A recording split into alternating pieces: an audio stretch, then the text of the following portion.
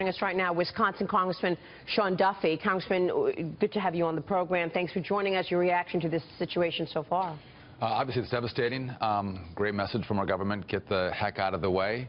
I'm interested to see how this is going to play politically as we look at our two candidates, Hillary Clinton and Donald Trump. You can't poll test this stuff. You can't.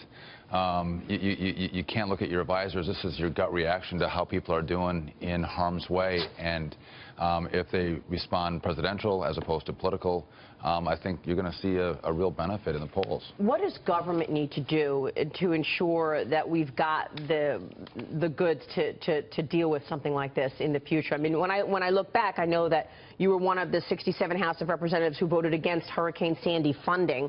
Explain that at a time like this, when actually people are worried that they're not going to have the wherewithal to take care of things. It's important that we look at this region of our country, and disasters happen. Right. We want to make sure we have systems in place where people can buy insurance at an affordable rate. And flood insurance has been a big issue for the Congress getting right. And so what's the role of the Congress? What's the role of the private sector? What do you think it is? Well, there's a balance. But when you have hurricanes hit the same spot year over year, and we have massive houses on the shore that continue to tap into the insurance fund, we have to actually price risk. And if government is subsidizing houses on the shore at very low rates, we got to reevaluate how we're doing this thing, and that's what the Congress has to look at. Yeah, that's a good point. That's a very serious problem, because literally you can't insure these in the private market. And we have to recognize that and figure out what we're going to do. And there are places, I mean, we saw it in a few small locations after Sandy in the most vulnerable parts of the Jersey Shore, where the government said, we're not going to step in and cover you. We're not going to put a put option on your house and cover it if it loses. But you don't think they should? I mean, there's a balance. So do I think there's a role for the government? Absolutely. But what role is government? Role is private sector? And if you have too much government, you crowd out the private sector and you start to subsidize places that shouldn't be subsidized. And so, again, we try to find that right balance, and I don't think we've had that right. But that's something to address not after a major storm like Hurricane Sandy. So what's the problem, though? Because, again, it's a little bit of a mark on you that you didn't vote for Hurricane Sandy funding. Why are we talking about Hurricane Sandy? I should have been prepared for this. No, but you know, I mean, Nat, our stage manager, started his own volunteer organization after Sandy to basically rescue people who were homeless.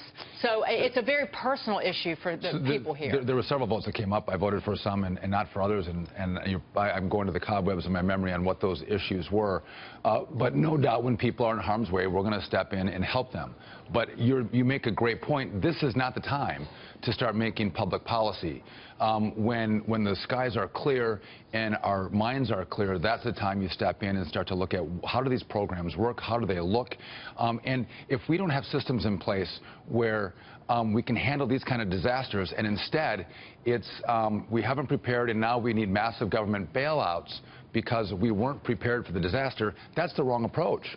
And obviously, everyone's heartstrings gets pulled when you see homes that are flooded, kids that can't go back home, life savings that are gone, and people don't have the proper insurance to cover them.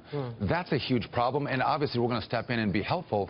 But we have to incent people to have the right kind of coverage, especially when they live in danger zones, especially down in Florida. Yeah, we just want to know. We just wanted an explainer on that so that we can better understand it. Let me switch gears, because you mentioned how this is going to play out politically. Now, Hillary Clinton was planning to spend $63,000 in Florida on ads on the Weather Channel.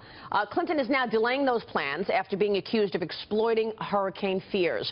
RNC Chairman Reince Priebus responded on Twitter. He said, quote, "Pulling these ads after getting caught won't cut it. Hillary Clinton should apologize for using storm for votes." This criticism also coming as Clinton's request to extend the voter registration deadline in Florida was denied by Governor Rick Scott. Wow. Congressman, your thoughts on that? I'm a good friend of Reince, and I love Reince. I disagree with him.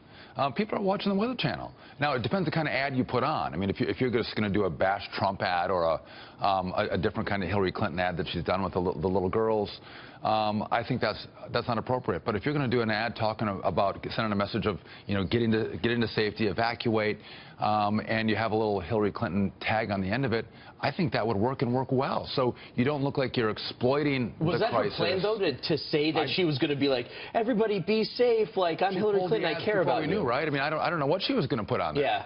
And that's the problem. I think the question is, would Donald Trump have pulled his ads if he was smart enough to put them on the Weather Channel? Why did she pull them then? I mean, think about it. She pulled them. Doesn't that say something right there? Well, if anything, I think it keeps her in the conversation, especially right now, about her trying to actually win a lot of these battleground states and showing that she's going after them no matter what. Nothing's beneath the Clinton campaign. We saw in Pennsylvania, she hired a teen actor to come and ask her a question about, you know, body issues, right? And she acted all surprised. So they're going to do whatever they can take to take these battleground states. So, I mean, for me, looking at this, I don't think it's a big deal should she had run ads, because she's going to try to do whatever she can to win. And you say, look, that's where the audience is. So is Trump. Yes, everyone just do does it, right? That's what you say. That's where the audience was. Why not? Why not? No, the message has to be right.